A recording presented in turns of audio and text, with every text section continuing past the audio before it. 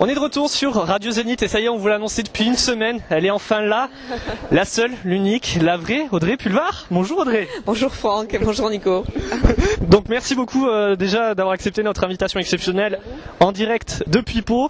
Donc on va parler de votre livre, Libre comme elle, qui vient de sortir il y a quelques semaines déjà. Mais avant toute chose, on va parler de votre carrière actuelle. Donc vous êtes de retour depuis la rentrée aux commandes d'une mission politique le dimanche sur iTélé. Est-ce que mener un grand rendez-vous politique comme celui-là vous avez manqué? Ah oui, bien sûr, ça m'a manqué. Ce qui m'a manqué, c'est de faire mon métier de journaliste, d'intervieweuse, de journaliste politique. Je le fais effectivement la semaine sur iTélé avec le JT de 20h30 et on ne va pas se mentir, du lundi au jeudi, puis le dimanche avec 18h politique. Donc j'en suis ravie. Bien sûr que ça m'a manqué. Alors en plus de ces émissions, vous êtes en semaine le matin sur D8, donc pour le Grand 8, et le soir sur iTélé, ce que vous disiez. Est-ce que le rythme de vos journées n'est pas trop dur? Disons que c'est intense, mais j'ai un avantage incroyable, c'est que je dors peu, en fait. Et quand on dort peu, on a le temps de faire des tas de choses, donc je fais effectivement trois journées en une. D'accord. Alors, vous avez été également aux commandes d'une émission radio sur France Inter. Est-ce que la radio ne vous manque pas? Ah oui, énormément. Mais la radio, pour moi, c'est le plus beau des médias parce que la radio, c'est une magie. C'est, comme je dis souvent, c'est un imaginaire, l'imaginaire de celui qui parle, qui s'adresse à un autre imaginaire, qui est l'imaginaire de celui qui écoute. Il n'y a pas d'image. Enfin, maintenant, c'est vrai que les studios radio sont filmés, mais ça n'a pas beaucoup d'intérêt. Il n'y a pas d'image. Il y a une voix. Il y a une voix et une nécessité, un impératif même de sincérité. Parce que dans une voix, vous sentez immédiatement quand la personne qui parle est insincère, quand elle est apeurée, quand elle est angoissée, quand elle est en colère, vous le sentez immédiatement. Donc je trouve ça assez magique, cette nécessité d'être authentique. D'accord. Alors maintenant, on va vous poser 2-3 petites questions sur votre livre et c'est Nicolas qui va s'en charger. Tout à fait, puisque vous êtes ici à Pau pour votre livre, Libre comme elle. C'est un livre qui recense des portraits de femmes avant-gardistes, des pionnières en quelque sorte. Une question assez simple, laquelle de ces femmes auriez-vous aimé le plus interviewer? À laquelle j'aurais aimé le plus interviewer? Oh, il y en a beaucoup, il y en a beaucoup. Bon, vous dire Simone de Beauvoir, ce serait certainement convenu, même si elle est très importante pour moi et elle est dans le livre parce qu'elle a beaucoup compté pour moi, comme toutes les femmes qui sont dans le livre. Je dirais Barbara, vraiment. J'aurais aimé pouvoir l'interviewer.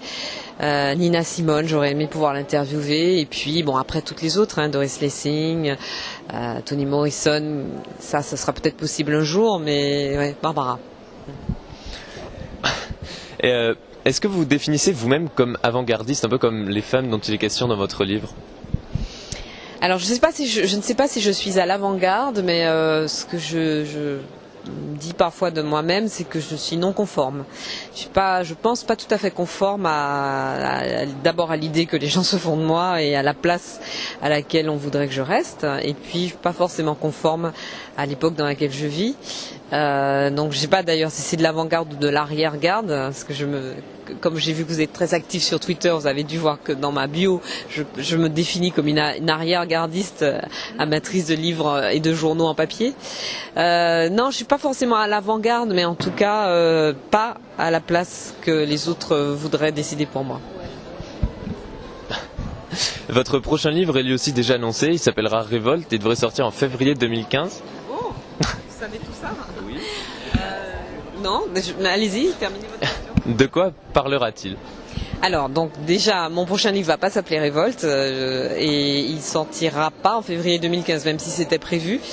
Il sortira probablement plutôt en juin 2015 et c'est pas tout à fait mon livre parce que c'est un livre d'entretien que j'ai accordé à un journaliste qui m'a posé des questions sur mon parcours, sur ma vie, sur mon combat de féministe, sur les origines de ce combat, l'histoire de mes parents. Donc voilà, ça va sortir en juin et a priori c'est plus un livre d'entretien. D'accord. Bon, maintenant on va parler de votre actualité télé. Elle est riche en ce moment. On a appris la semaine dernière que vous souhaitiez quitter le Grand 8. Pourquoi ce choix? Ah mais parce que vous le disiez vous-même tout à l'heure, mes journées sont très longues et très occupées et puis peut-être qu'à un moment il faut aussi se renouveler. Enfin, moi, j'ai toujours fait ça dans ma carrière. Hein. Là, c'est la 3e année. J'ai toujours beaucoup bougé, beaucoup recommencé des choses parce que je pense que c'est bien de se remettre toujours en question. Alors, qui est-ce que vous verriez pour vous remplacer sur le plateau du Grand 8? Ça, j'en sais rien. Là, vraiment, je ne sais pas. Aucune idée. D'accord.